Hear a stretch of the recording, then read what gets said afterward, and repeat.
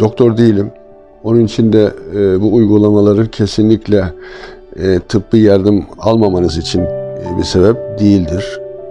Rahatsızlıklarınız için tabii ki birincil olarak tıbbi yardım, tıbbi tedavi gerektiği takdirde bunları almanızı şiddetle öneririm. Merhaba kardeşlerim. Bugün yine birlikteyiz. İnşallah yine bir kısmınıza faydalı olabileceğiz.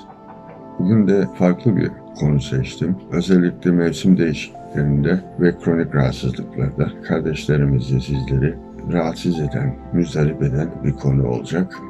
Bu konuda öksürük. Sözü daha fazla uzatmak istemiyorum. Sizlerden ellerime ve gözlerime mümkünse odaklanmanızı, aynı zamanda eğer yapabiliyorsanız boğazınıza odaklanmanızı isteyeceğim ben sizin ve başlayalım lütfen. 3 kez mümkünse burnunuzdan derin nefes alıp ağzınızdan verin. Başlıyoruz. Bismillah.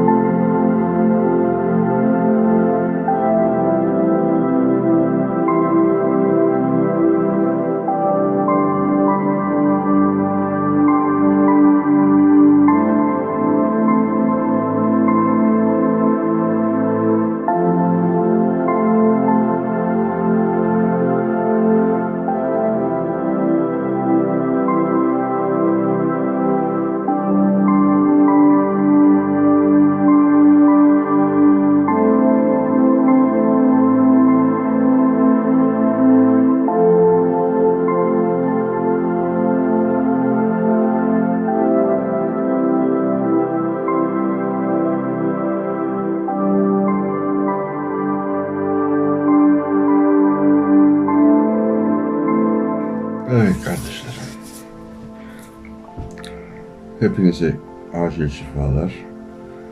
Tekrar görüşünceye dek bütün güzellikler bizlerle olsun inşallah. Hoşça kalın.